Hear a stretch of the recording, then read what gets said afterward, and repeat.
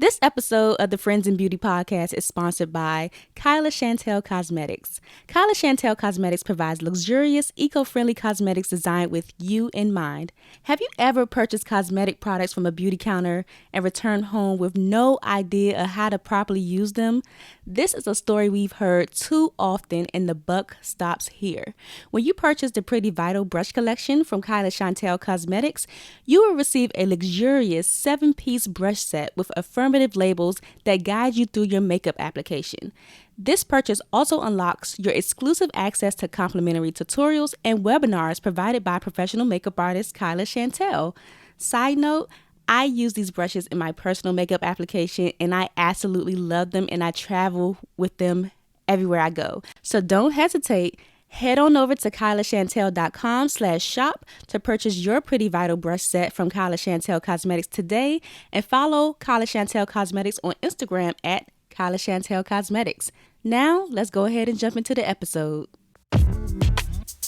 I honestly feel like when it comes to style, there is a double standard. There is certainly a double standard. Like, for instance, you'll see a smaller woman wear a crop top or dress sexually provocative, and oh yeah, hot. But then but when a plus size woman does it, it's a problem.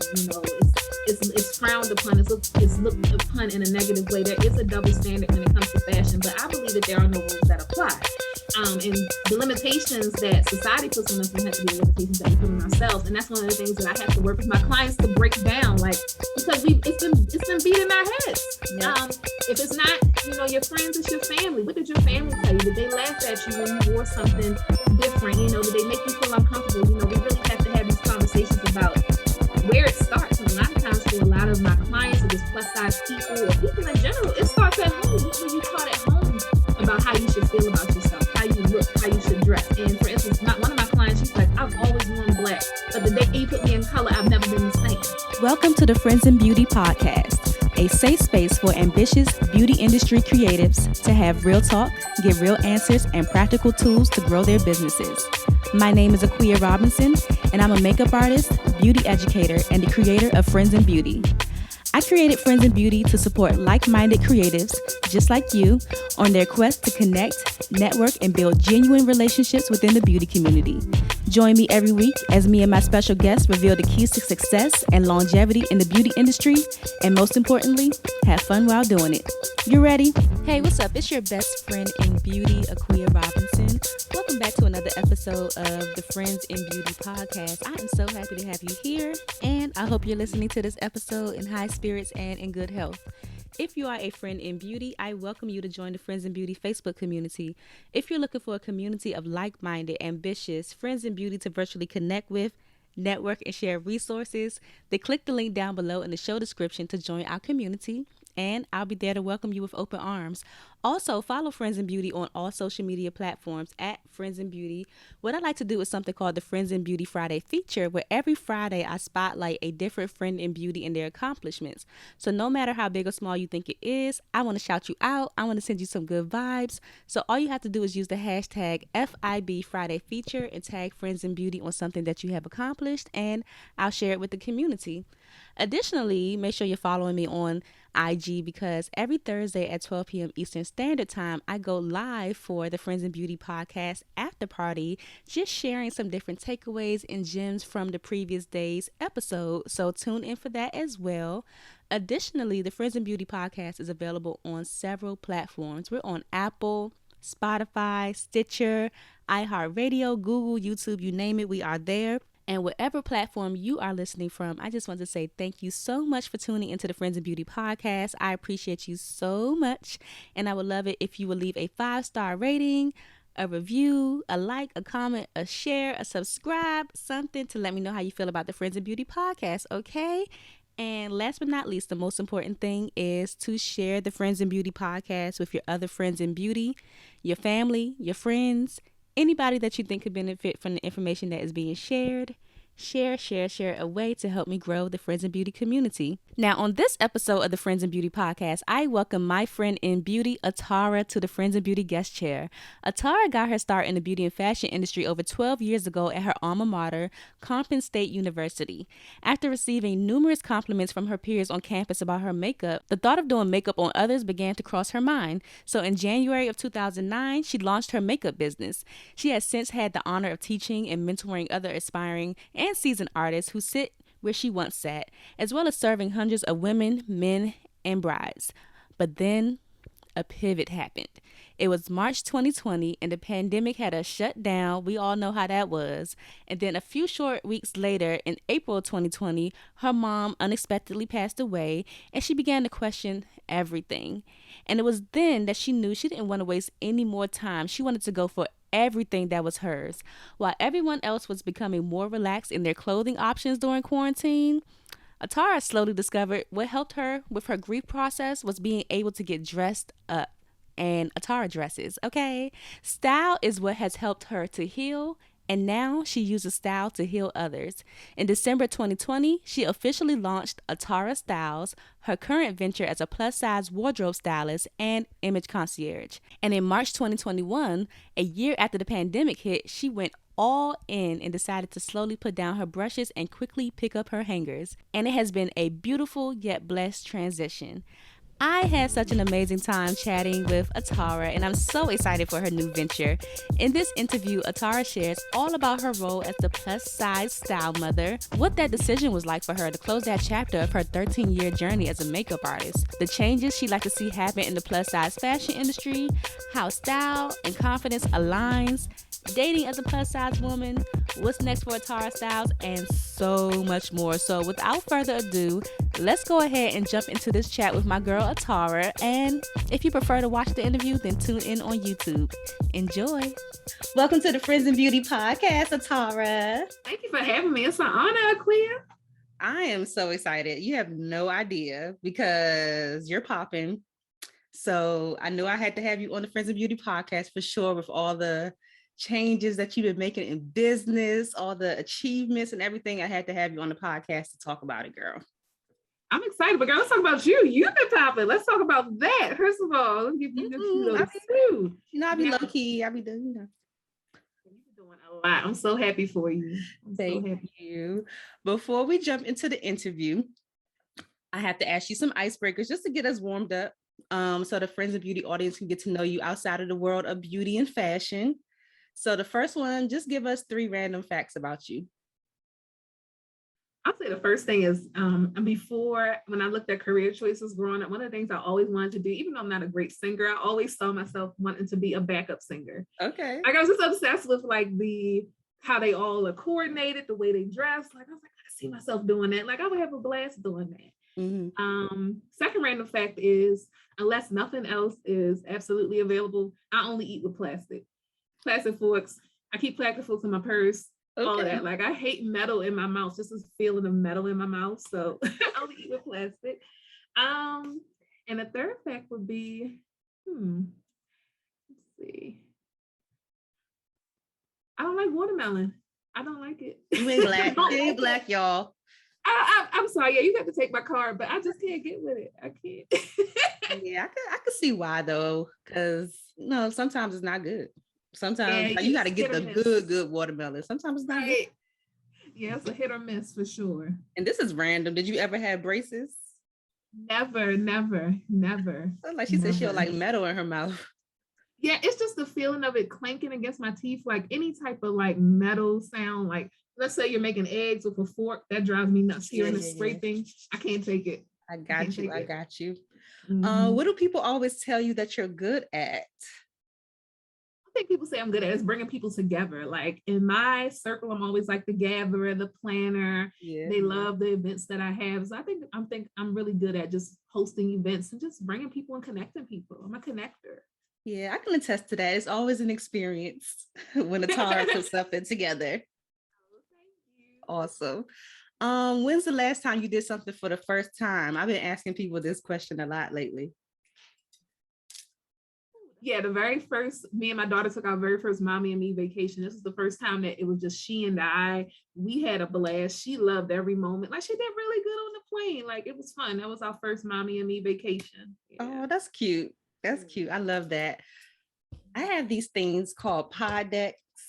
I don't know if you've seen them, but they be I seen it. Yes, and I heard crazy questions in here sometimes. But I have a what the heck deck and a would you rather deck. Which one you want? All right, I go for what the heck. What the heck? I go for it. You know, they be crazy sometimes. I did not make this deck, so I cannot control the questions that come out. Give Atarah a good one. A good what the heck. Okay, this is cute. Describe your sense of humor in one word. I would say it's offbeat. Like some stuff that I find funny might not be funny to other people. Like I can watch a TikTok over and over again because it's just funny, and then somebody else might be like they don't get it. Mm-hmm. But I would say it's offbeat a little bit. Okay, I like that. I like that. Do you have any pet peeves? Dirty fingernails. Absolutely hate it. Absolutely hate it. Yes. Like yeah, that's one of my biggest things, and I think that's probably one. Another one I guess is like a person who flakes like all the time, like they just never commit. Like yeah, I would say that one. And that's kind of about it. The dirty fingernails, girl. Ooh, that be driving me crazy sometimes. Especially talking about preparing, food, or somebody shaking your hand or interacting with you. Yeah, definitely. Yeah, definitely. If you weren't the plus size style mother, what else could you see yourself doing other than being a backup singer? Okay, so I've always thought of being like a casting director. Like I could see myself sitting behind the table and people come like, oh yeah, that's who you want for that role. Like you know how many Lifetime movies are just biopics that come out? You're like, why did they pick that person? Like, right. I just know that there will be something better in mind for that role. So I think for me that would be one thing. Another thing I could see myself doing is being an editor of a magazine. I love writing. I used to be a copy editor for my high school yearbook. Mm-hmm. So I think I could definitely work in a magazine setting. That's probably it. Or a talk show host. Like I would love to have my own show, maybe. That would be cool. You could do all that stuff now. Shoot. Mm-hmm. Absolutely. Mm-hmm. Thank you so much for sharing with us. I think the cutest thing was you and your daughter taking the vacation. Like I love that. That's really nice. She's like, Mommy, you need a vacation. We need to go somewhere. Like she's already ready for the next one. Whereas me, it's like I need a vacation from the very first one. Because one thing I learned is, I'm a solo traveler for the most part. So it's a different world when you're traveling with your kids. Like it's a whole different. I needed the vacation after that. Right. And that's one thing that I have not done as an adult. I don't think if I do go somewhere by myself, I'm like meeting somebody there or it's for something. So it's going to be people, but I've never taken like a solo trip before. Absolutely must do it. And I tell you, every time I've went, no lie, I have always met someone because I think generally when you're on vacation, people are generally more friendly and open. Mm-hmm. So you will always meet somebody and you'll meet other solo travelers. So go for it, girl. You better. I'm going to try it out. So what I like to do when I interview people that I know, I always ask them like, do you remember how we met? Like, do you remember? Yes.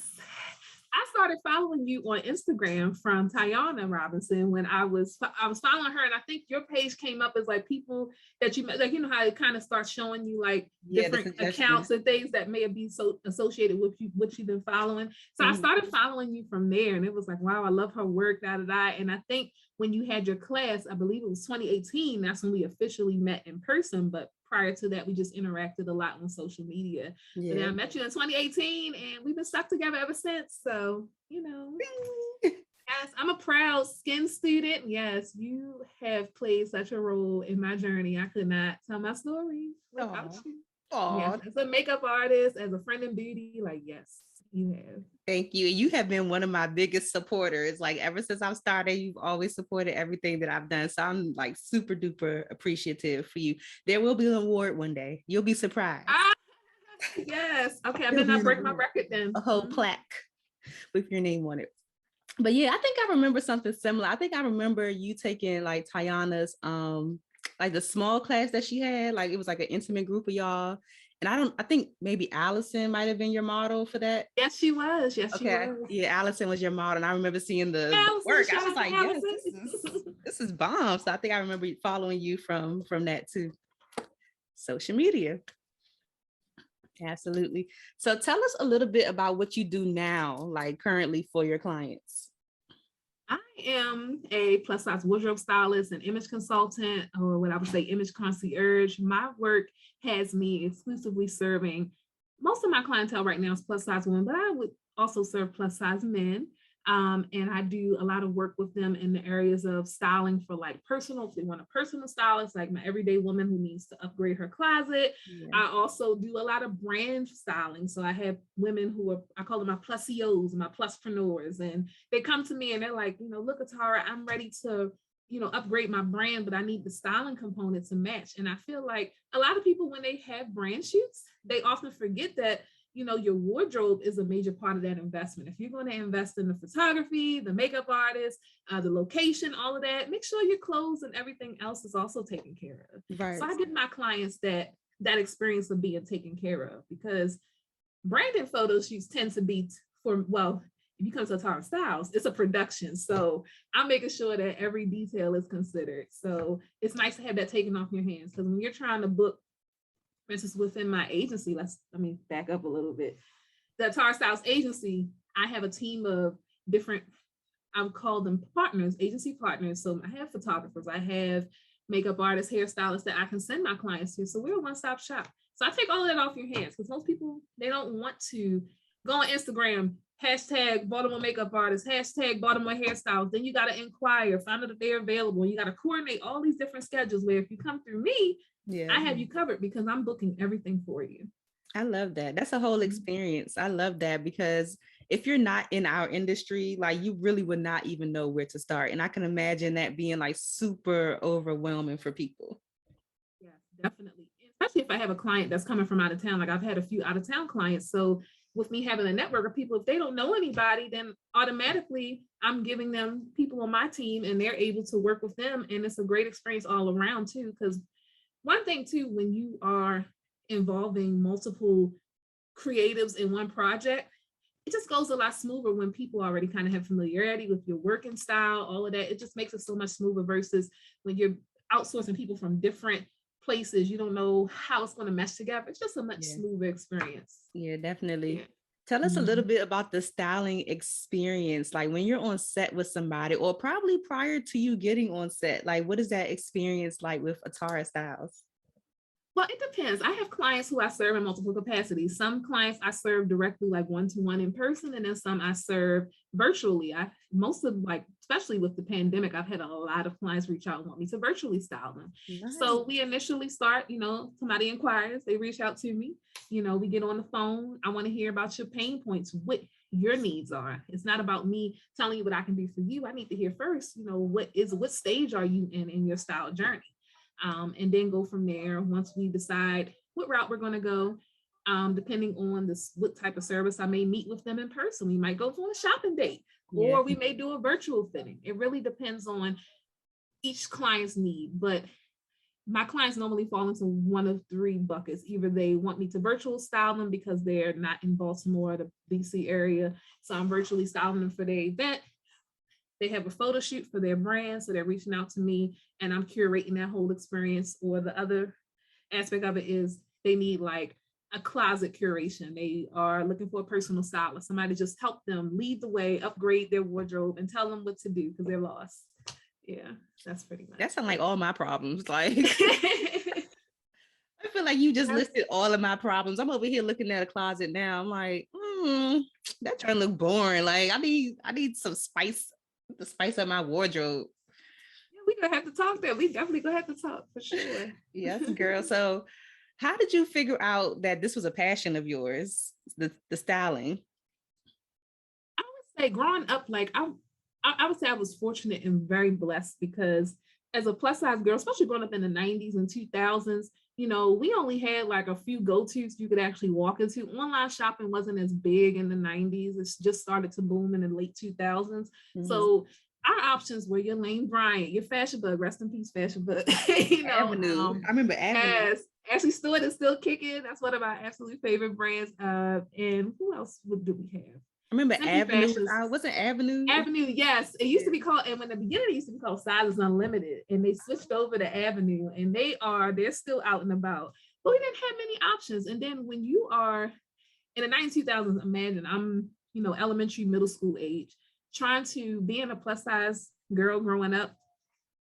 It was hard to find clothes that didn't age me, but still were cute. Yeah. But I feel like my mother and my grandparents, they did a really good job of trying to keep me in good, you know, have me in good clothes and find stuff that was cute. And I was always known to be a well-dressed girl. And I've always kind of infused that, I would say, just what I wear when I go to events and stuff into like my brand, even as a makeup artist. But 2020, when the pandemic hit, shortly after the pandemic got like bad, everything started shutting down. I lost my mother in April of 2020. And I really had to take a step back because I've been a makeup artist now for almost 13 years and the passion was starting to dwindle. And I honestly think the pandemic for a lot of people during that time, it was a serious wake-up call. Like anybody who had a business that required human contact, where you actually had to be in front of somebody, like you had to figure it out. Like you had to pivot, make something happen. But for me, being in the house all that time, because I was working at home, being able to put on clothes made me feel good, especially with everything I had been going through with grief or whatever. So getting dressed, feeling good, just kind of was a part of my grief process, and style has helped to heal me. And that's where the passion came in, because I'm like, I began to correlate how I was dressed with how I'm feeling. And I, over the summer of 2020, began to connect with some of my plus size friends, Caroline and Carmen, and they had me come in and work with them on a content series they were doing with one of the major plus size brands that many of you may know. And they asked me to style them. And I'm like, me? Yes. And they were like, yeah, pick out our outfits for the videos that you're going to be in with us. So that was kind of the start. God, and then I remember those videos. Yes, we had a good time. And that's when I was like, okay, then other opportunities came to style. And I was like, you know what? I'm enjoying this and I can do this. But it's a scary thing. It's a scary thing. It puts you in a place of vulnerability that you have like never experienced before. Yes. So, but it's been since 2020, I've launched Atarah Styles, and it's been an amazing transition. Surprisingly, like I thought that it was going to be hard. I thought that, you know, my beauty community was going to give up on me. Like, man, no, you got to go unfollow. Yeah. You know, we ain't with you no more. But they have been so supportive. You have been so supportive. It has been an amazing transition. So well received. I'm so happy to hear that. And you know what this reminds me of? I read this book. I don't have it. I think it's over there somewhere. I read this book called Outliers. And I would definitely recommend y'all to look into it. But it's like the story of success. It kind of tells the story of success in a way that we don't really look at it. We always think that people who are successful in certain things, it always has to be like something was handed to them, or they just got lucky, or I don't know. But with the book Outliers, it basically talks about how people's circumstances, like their life experiences, like that you don't even realize at the time, are kind of like shaping you to become this person. So with you saying like how you were younger, you were a full figure girl in the 90s and 2000s, you got to find place, like you got to go to these places to find clothes, but you got to find a way to put it together in a way that like it makes you look like a teenager, don't make you look like an old lady. So you got to get creative with styling yourself and everything. So somebody that might come across you like years from now where you're like totally big, and they're like, yeah, she like this styling thing just came out of nowhere, but you've been styling your whole life. Yes. And it was a full circle moment for me, because even when I thought about like even growing up, like one thing I was always obsessed with was biopics and musicals. Like I just was always like engrossed in the costumes. Like Dreamgirls is one of my favorite movies. Sparkle is one of my favorite movies. Even those aren't biopics, though they kind of speak to certain periods. It's like I'm always obsessed with the costumes before anything else. And I recently realized that I'm like, I've kind of been into this whole, even though I'm not a costume designer or anything like that, I've always kind of been into like just looking at the clothing without even realizing it. Yeah, yeah. So it's all coming together. And that's what I love about people like you, is like knowing you personally. When it's like when I start to see people really step into like what they're really passionate about or what they're really supposed to be doing, it really is a different way that you show up and a different light that shines from you that is just so amazing. I just absolutely love it. So you are definitely on the right track, girl. When I tell you, like, What I you mean, say? not that it was hard before, but it just seems like easier. Like it just seems so much easier. Like I can't put it into words, but just for anybody who is searching, like they just haven't found that thing yet. When you find that thing and that thing things, Yes. you will know it, like, because it won't be a struggle. Like it will just it will be so much ease, and you will feel like, wow, I found my space. I feel like I belong, and that's how I feel. That's exactly how I feel. Yay. Do you have any client success stories that stand out to you? Like maybe energetically, when you met them, they were one way, and then after you styled them, you just saw them like transform? Absolutely. I back in like the very earliest part of spring, I worked with a woman. Her name is Taisha. Hey Taisha, if you're listening, Taisha is actually how I got my name, STYLEmother. So Taisha, I worked with her. I reached out to her because I met her through a Facebook group. I reached out to her and I was like, hey, you know, we're doing a photo shoot. I would love to have you come in and do this shoot with us. So I remember when I met Taisha, Taisha's always been a woman of few words, but I remember when we rolled out this package with her, I went to the store with her and shopped with her and she was like, I would have never put that on, but we tried on multiple options. She was like, I like this outfit. So when shoot day came and makeup was done, shout out to Bree, and the photography, shout out to my girl Jay, my assistant. We did the photography with her and all the accessories and everything came together. Taisha was, for somebody who went from a woman of few words, she, not that she could not stop talking, but she was just so much she was so full of life. Like you could just see the difference in her. And I remember just how her confidence beamed. And for me, that was a major success. And I remember she texted me that evening and she was like, Atarah, you changed my life. Aww. That's crazy to me how like from one experience you can impact somebody in that way, just with clothes, just with beauty, a day of glamour and that pampering. You just never know a person's story. And like that forever touched me. And I got to see her again. She came to my Ashley Stewart event. And Taisha looked so good. Like it was just like a proud STYLEmother moment. Like, cause she was so used to hiding her body. Like she had went through this major transformation with her weight and everything. And she was just so used to hiding it. And I was like, to see her with her curves out, just how confident she was. It was a beautiful thing to see. I love that. I love stories like that. Absolutely. So I know you mentioned to our friends in beauty makeup, you were a makeup artist for 13 years. And now you're our STYLEmother. But what were some of the highlights that now that you're reflecting, or you can reflect on like your 13-year journey as a makeup artist? Like, what are some highlights that stand out to you? I would say when I finally taught my very first class, at that time, that was 2019. Yeah, 2019, I taught my very first class, and it was an amazing experience just to hear the feedback that I got, and just to know that I can impart something on somebody else. Because you know, when I started in 09, 08, we had Facebook, but Instagram wasn't around yet, you know, and back then it was even more tight-lipped. YouTube was just starting to kind of rise. So I had to figure out a lot for myself.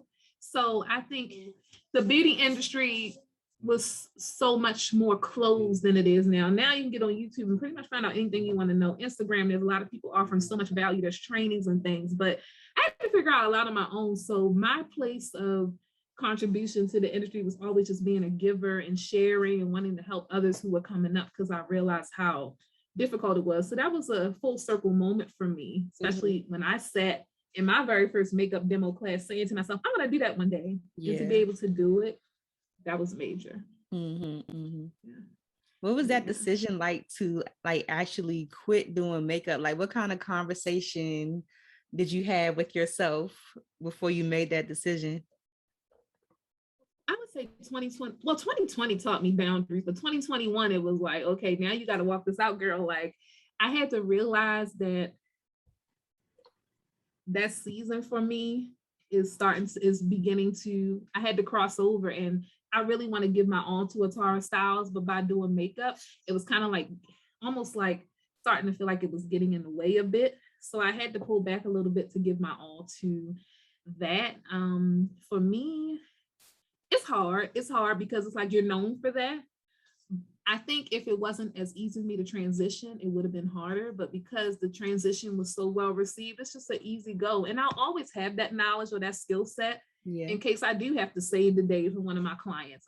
Or for instance, even now when I have clients on set, you know, a lot of times when they come to me, if their makeup's already done, you know, they're not paying attention to, they need to be touched up. So I keep an emergency makeup kit with me for my clients, make sure that their lip is touched up, make sure they're powdered and all that stuff. So I kind of still, it's always going to be there. Yeah. It's always going to be there. Mm-hmm. Did you feel like your identity was a little bit tied to being a makeup artist, or that was just something that you did? That's a good question. I think my identity in the realm of social media was tied to that. Like everybody knew me for that. Like I was known as a coach, a mentor, a beauty educator. And I think in that way I battled with it. Like I remember one night I just could not sleep. I stayed up all night. I'm like, I need to figure this out. Like, do I hold on to this thing because this was familiar and comfortable, or do I really take a chance? And I think for me, I kind of got into a space of it's like, something's got to give. Because one thing I will tell you, as a stylist, honey, you are working much harder than you are as a makeup artist. I thought we worked hard as makeup artists, but as stylists, it's a whole nother ball game. It's a whole nother ball game. So I would say I had to give up one, because trying to do makeup kit plus suitcase full of clothing. Originally, when I first, came to the table as a stylist, I was like, well, I'll offer both. I can be a package deal. But when I was doing that, I felt so exhausted and drained. So I had to think about, okay, what do I enjoy most? I enjoy the component of the final product, her dress, him dressed, ready to go, being there, coaching them. That's what I enjoyed more. Yeah. So, yeah. Yeah, I know styling is in your blood and everything, but I feel like you're so good at a lot of things. So that's how I feel. I feel like you're good at a lot of stuff. So I'm always like, how did you choose styling when you could have chose maybe event planning, or I don't know. Actually, I kind of divvied a little bit in event planning. Like my godmother, she's an event planner. So I used to sometimes help her with things, and she kind of inspired me with just her creativity. But event planning on the level of, okay, this is somebody's thing and you have to figure it out. I'm not, believe it or not, I don't do well under pressure. So I know it's not for me. And also I did like events at work. I would plan stuff, but it's exhausting. Mm-hmm. It's exhausting. But as far as like small things, intimate things like brunches, lunches, that kind of stuff, or, something intimate gatherings, yes. Public events also can be a little stressful, as you know, a lot of details. So I would definitely be outsourcing. Definitely. That's where I am now with Friends in Beauty. Before I do another, if you're listening, look, I should just put an announcement out. If you are listening and you're an event planner that does like bomb events, that's what I'm looking for before I do another Friends in Beauty event. I just want to show up. Like, I just want to give you the idea, the vision, somebody execute it, and I just show up and mingle with my people, because it is a lot of work trying to facilitate everything and still have to be present, like, the day of. But I guess with you helping with your godmother's events and stuff, like planning shoots and stuff is still kind of like, it's small events, like you said, like you can do that.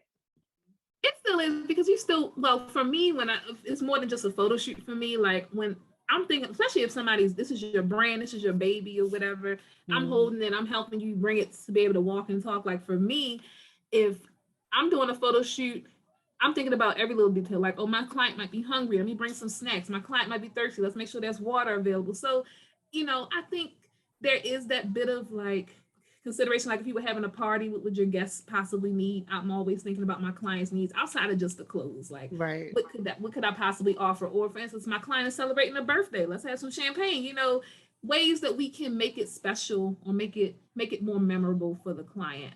But I will say with the event planning,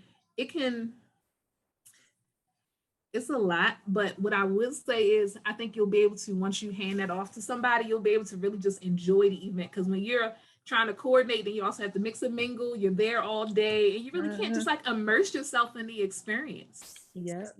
So that's my plan going forward because So I wanted to ask you, how does style and confidence align?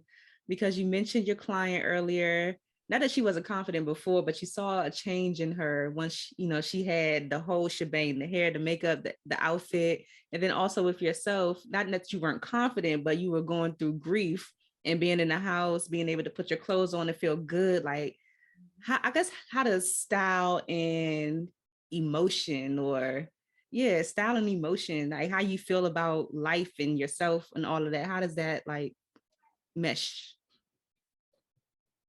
I'll say, and that I've noticed that just in general, it's best in the experience of being a plus size woman,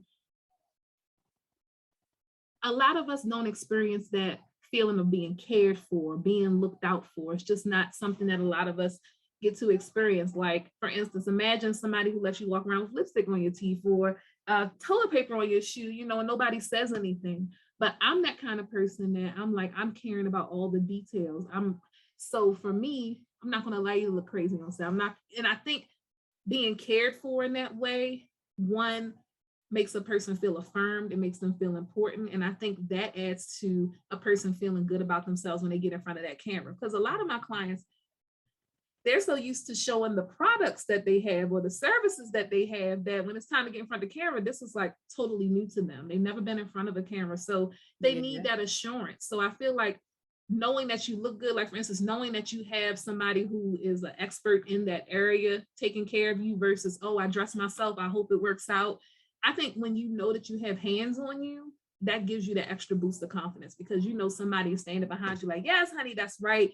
You look good and you can go about doing your thing. I think confidence and of course style or looking good are definitely completely aligned. Mm-hmm. The more you look, the better you feel. And I think another thing that happens is in the plus size style realm, we've been taught that you have to wear black, that you have to, these comfort zone things, no polka dots, no bright colors, no florals, no crop tops. You can't wear a two-piece. So when a person is doing something that they've never done and they do it successfully and they do it well, I think that also adds a level of confidence and makes them want to, of course, explore more things. Mm-hmm, mm-hmm. Yeah. I was going to ask you something about, clothing, because it is that misconception of, oh, she's a plus size girl, she can't wear a crop top, or she shouldn't be wearing booty shorts, or like, what is your opinion on like people just being able to wear whatever they want to wear without it having to be about what size you are? I honestly feel like when it comes to style, there is a double standard. There is certainly a double standard. Like for instance, you'll see a smaller woman wear a crop top or dress sexually provocative. Oh yes, hot, hot, hot. But then when a plus size woman does it, it's a problem. It's frowned upon. It's looked upon in a negative way. There is a double standard when it comes to fashion, but I believe that there are no rules that apply. And the limitations that society puts on us don't have to be the limitations that we put on ourselves. And that's one of the things that I have to work with my clients to break down, like, because it's been beat in our heads. Yeah. If it's not, your friends, it's your family. What did your family tell you? Did they laugh at you when you wore something different? Did they make you feel uncomfortable? We really have to have these conversations about where it starts. And a lot of times for a lot of my clients or just plus size people or people in general, it starts at home. What were you taught at home about how you should feel about yourself, how you look, how you should dress? And for instance, one of my clients, she's like, I've always worn black, but the day you put me in color, I've never been the same. That was major for her. Whereas me, I'm like, it's color, but for her, that was a major change. Mm-hmm. So, yeah. Yeah, society has really done a number, because I remember when, I think it was like Lane Bryant or something came out with that ad some years ago with the full figure women in the lingerie, like the bra and the underwear, and America, the universe, I don't know, everybody went wild. I'm like, Victoria's Secret gets to do it with these little bony girls in there. Shout out to the bony girls, okay?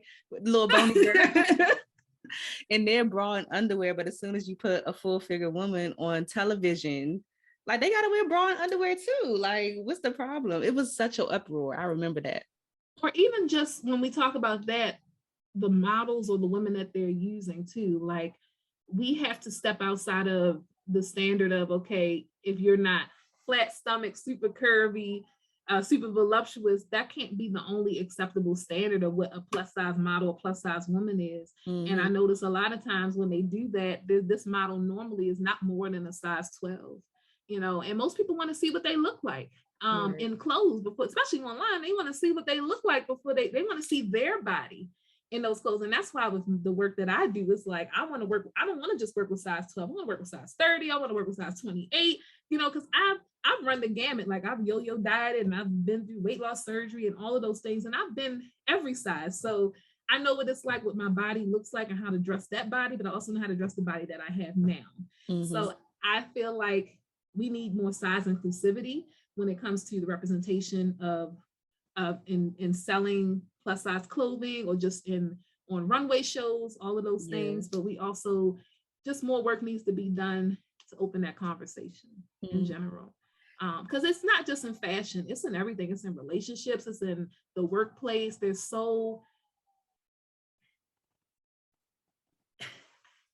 One of the things that I feel people don't talk about enough is that size discrimination exists.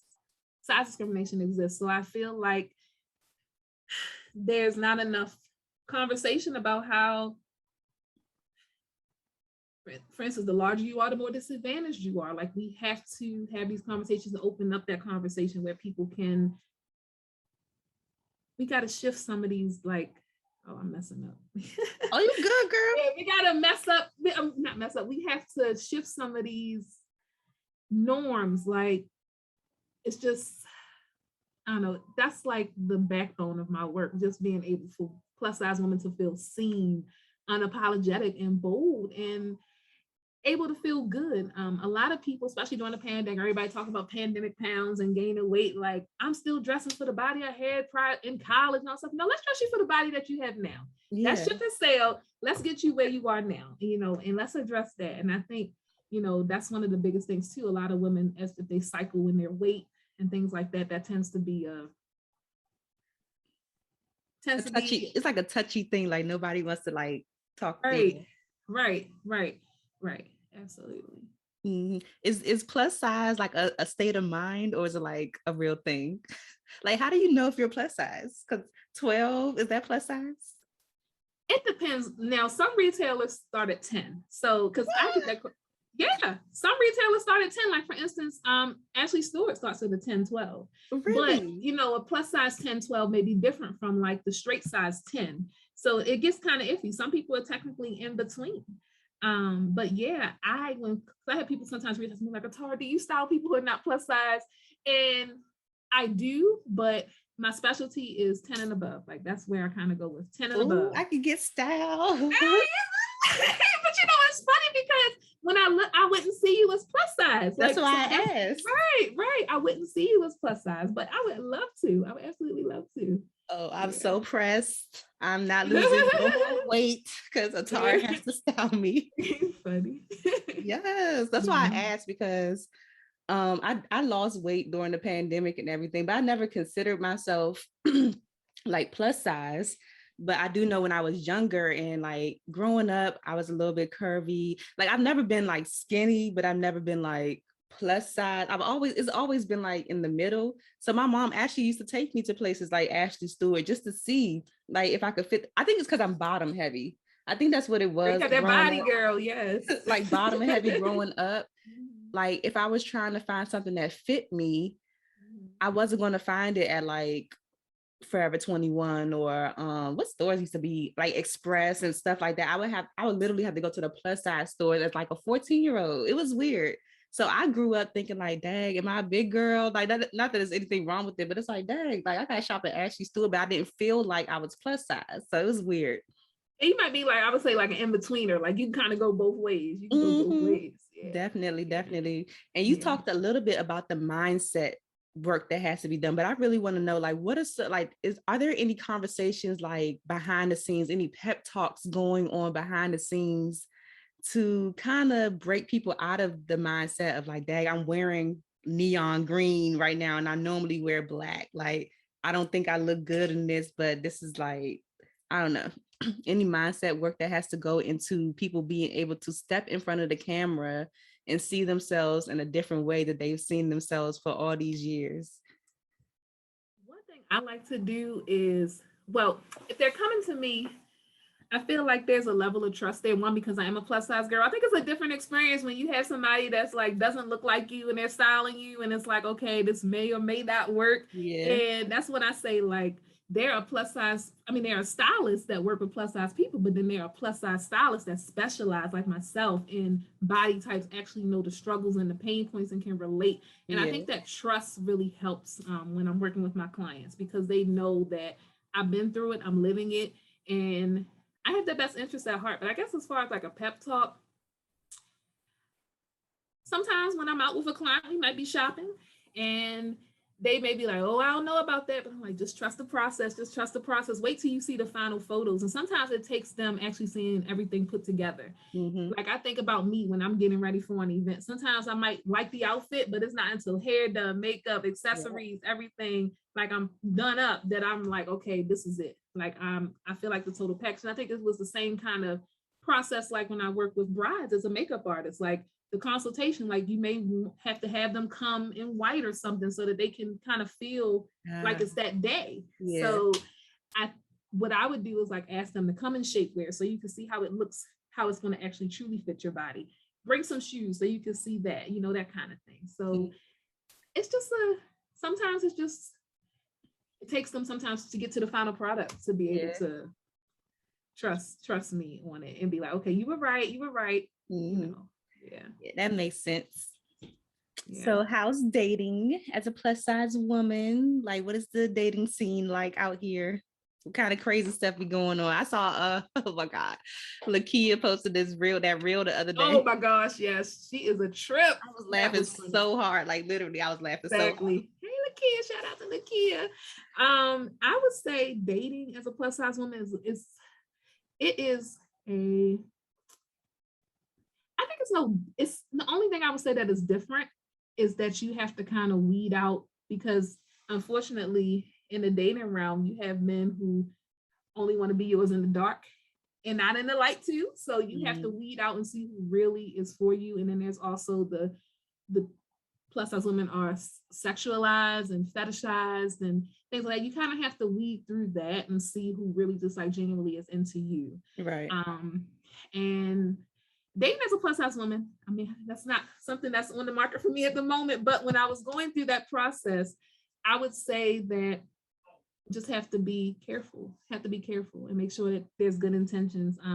Value yourself and know that you are the prize, don't chase. And unfortunately, we have that as plus size women, we have that stigma that we're easy targets, low self-esteem. So you really, if you are not doing the work on yourself, like your self-esteem and confidence, dating for you, it may be difficult, or finding a quality partner. And I think that's like one of the things that we have to break through is that, yes, just because you're plus size, you don't have to settle. Yes, you can have a quality partner, somebody who loves and adores you, somebody who is going to treat you well. It doesn't have anything to do with size. And I think a lot of people of size tend to battle with that, thinking that they can't have a good partner.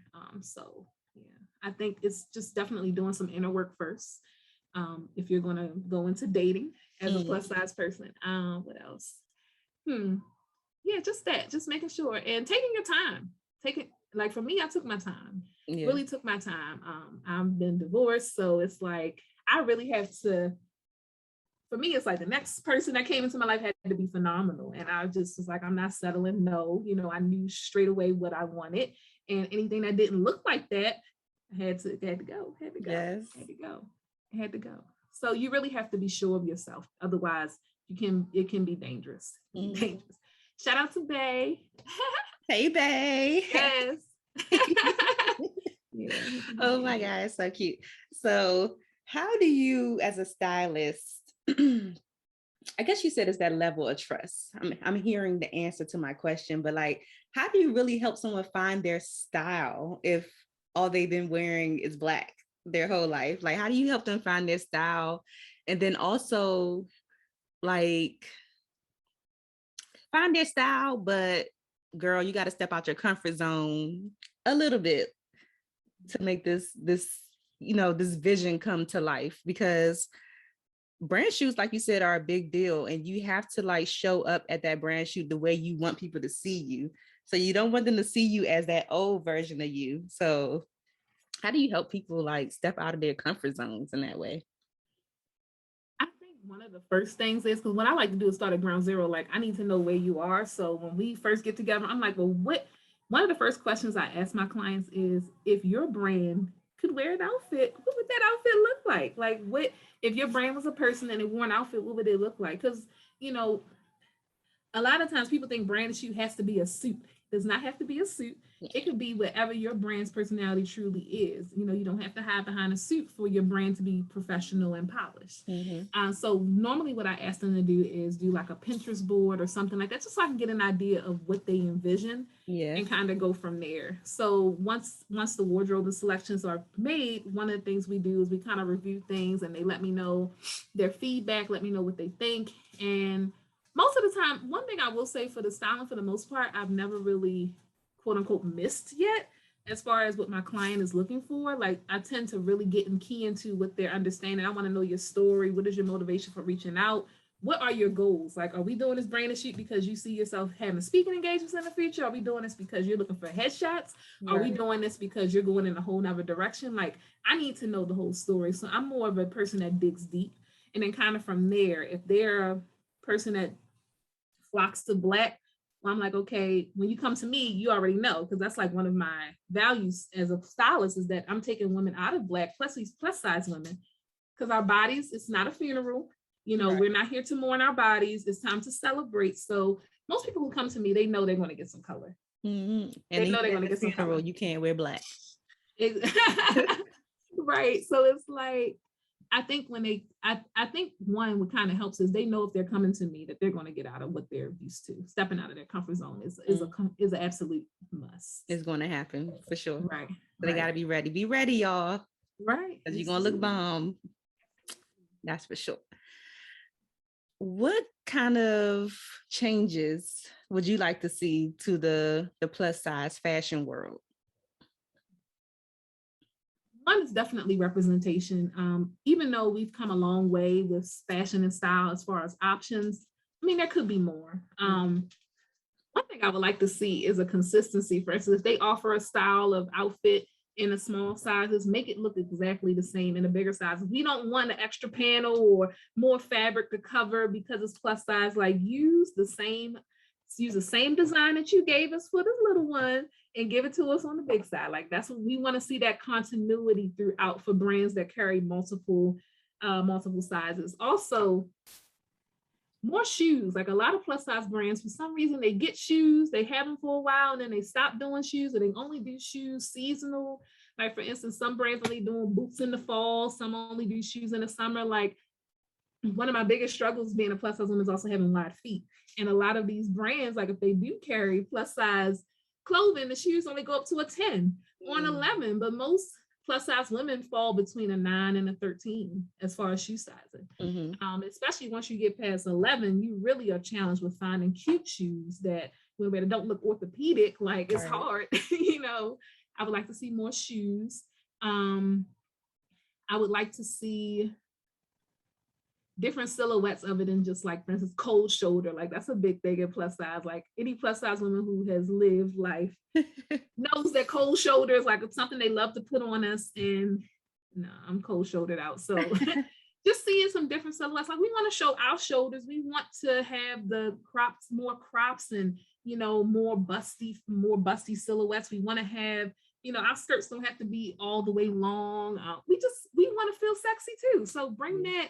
Some brands do a really good job of that. For instance, like Reb Dolls is one that is really good with bringing like the sexier clothes. Pretty Little Thing is another brand that is really good with bringing like the sexiness to plus size clothes. Okay. And inclusivity of models, like I mentioned before, just having models that show real bodies that, have hanging stomachs, bodies, people who don't have butts, people who don't have hips, like showing that as well as a model type.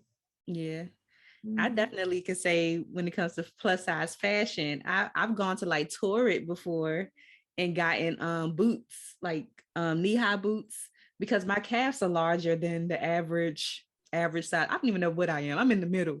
But I have big calves. So I actually went into Torrid one day. I think I just went in there just to go in there, and they had like a plus size section with like these boots. And because I guess plus size women normally have thicker legs, my those boots like fit me so perfect. And I also feel like plus size stores always have good accessories. Yeah, I can attest to that. Like I love Ashley Store. Like they always have nice jewelry sitting out. And depending, one thing I would like to see though is more accessories that are inclusive of people who have bigger wrists, bigger heads, things like that. Sometimes that's not always taken into account in the standard clothing store. The hat may fit, it may not fit. Bracelets are not big enough to fit around your arm, or the necklace is choking you. Like, yeah, I would like to see that too. Some expansion with that. Since we're on the topic of fashion, like what's hot right now? We just stepped into fall. Like what's hot right now in the world of plus size fashion? Like for instance, the hoodie that you have on, that color camel is really hot. Like just shades of brown is like really popping right now. Like I think every site I'm on, you see a lot of chocolate brown, nudes. Like it's like this fall is gonna be a lot of neutrals, whole lot of neutrals going on. And I mean, if you're looking for a versatile wardrobe, you can do so much with neutrals in shades of brown. Another thing that's really popping right now, of course, our boots. Always when the fall comes, everybody transitions to booties and thigh-high boots. And one thing I love is that a lot of brands are starting to include extended calf sizes for their boots. What else? And of course, fedora hats. Fedora hats are hot. What else? And another thing that I have really been loving is, of course, bodysuits have kind of come back in the past few years, but now it's like so many options for bodysuits because you can do so much with them. You can wear them as a top, you can layer them. It's so much that you can do with those. So yeah, those are some of the. And acid wash has been big too. Acid wash jeans, tapered jeans that kind of have like the elastic at the bottom, because for some reason, flares kind of came back this year, like flared out pants, flare leg jeans. You really are seeing like the skinny jeans phase out. So yeah. Oh, and kimonos. I can't forget kimonos are really big, like dusters, like super cute. So what is next for you, Atarah? I think right now I'm putting my all into AtarahStyles.com. Like earlier today, we wrapped the video shoot for AtarahStyles.com. The site will be launching very, very soon. Ultimately, my goal is to become full-time with this. So I've been putting all of my energy into that. Just thinking about other things I want to do in line with fashion and style, but outside of just the physical showing up to style someone. So eventually the Atarah Styles collection is going to come. And as many of you have seen, the crown collection is coming. So these fedora hats, one of my biggest like pain points as far as wearing hats is that they don't fit my head. And if you have a lot of hair, they may not fit yours either. So if you wear locks and things like that, or if you are a natural girl, you may not be able to fit a standardized hat on your head. So I'm coming out with head inclusive fedoras, different colors. Like for instance, this is the white, but I also put the pink out so y'all can see. But it's a whole process. When I come out with this, I'm the type of person, when I do something, I'm an all or nothing type person. So when I come out with this, I want it to be quality. I want it to be great. I want it to be a great customer service experience. So initially I was like, I'm gonna launch this summer. That I'm like, let me slow down. Them hats gonna be there. And I'll be getting a lot of people reaching out. When are you launching the hats? When are you launching the hats? But I'm just like, no, let me. Waiting to get my yellow one. Yes, ma'am. I got you on the list. I promise.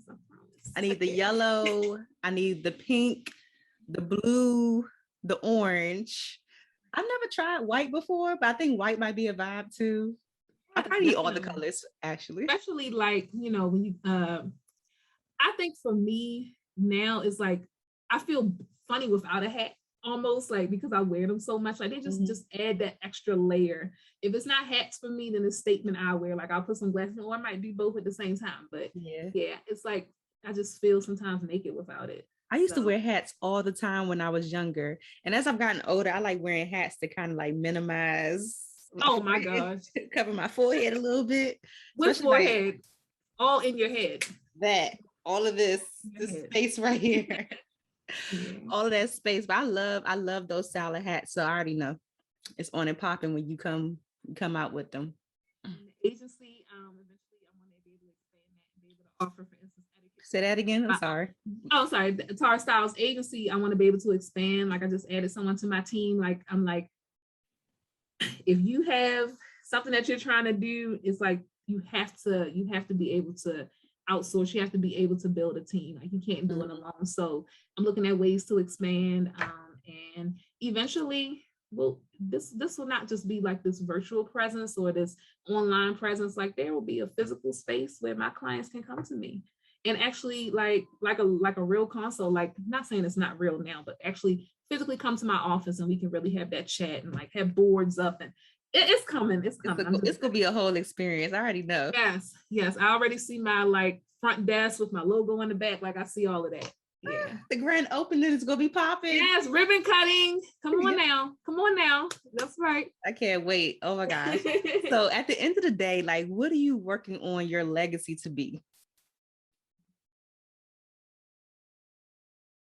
I want to be able to be somebody that made a difference, of course. Say that again. That sounds cliche. It sounds cliche. You want to make a difference in other people's lives, but I really just want to leave my print. You know, I've been through a lot growing up. I broke through a lot of barriers. I want to show other plus size women that it's possible. I want to be a I want to be a role model, and I want to be able to my daughter to have something to pick up on. You know, shout out to Munchie Styles. Yeah. You know, she keeps me going, and I want her to be able to have something that she can pick up on if she chooses to. Like I never wanted to be one of those parents like elementary, middle, high school. Oh, you got to go to college. Like whatever her dream is, I want her to pursue it. And she really enjoys the fashion stuff. So we'll see. Okay. So my legacy, I guess, would be being able to help other women, uplift them, because growing up, we didn't have that many examples in the media of women to inspire us and show us, wow, you can do it all. Size is not a limitation. So I want to be a source of motivation and encouragement for plus size young girls coming up now. Yes, I love it. This has been amazing. Thank you so much for sharing your time. Before you go, I have to ask you the rapid fire questions.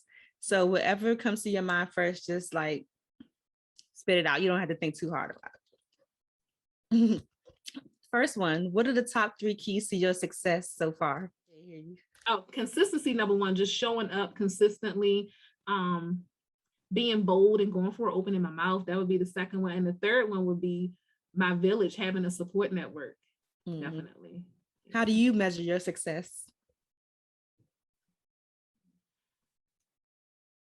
I measure my success by knowing, you know, how I feel when I wake up in the morning. Like when I wake up in the morning, I can't think of anything else but being a wardrobe stylist and knowing who else I'm going to impact. You know, it doesn't drain me. It doesn't make me feel tired. Like it literally gets me out of bed. All I can think about. So for me, I know I'm successful because now I found that thing. Growing up, I've tried different things that I thought I wanted to do, making jewelry and you know, just little different things, but it always just not knowing that thing. But now that I feel like I belong, that's the success for me, knowing I'm in my right place, my purpose. I love it. What's the best advice you've ever received?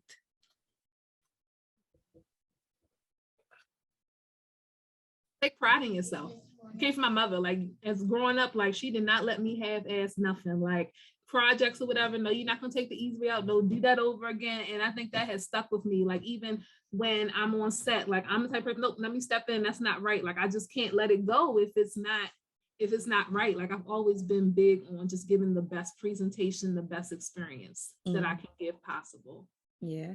What advice would you give to someone who I guess they want to change their fashion outlook as a plus size woman, but they're just so frustrated with the options they've been given. And they just want to like, forget it. I'm gonna wear black for the rest of my life. Like, I don't know.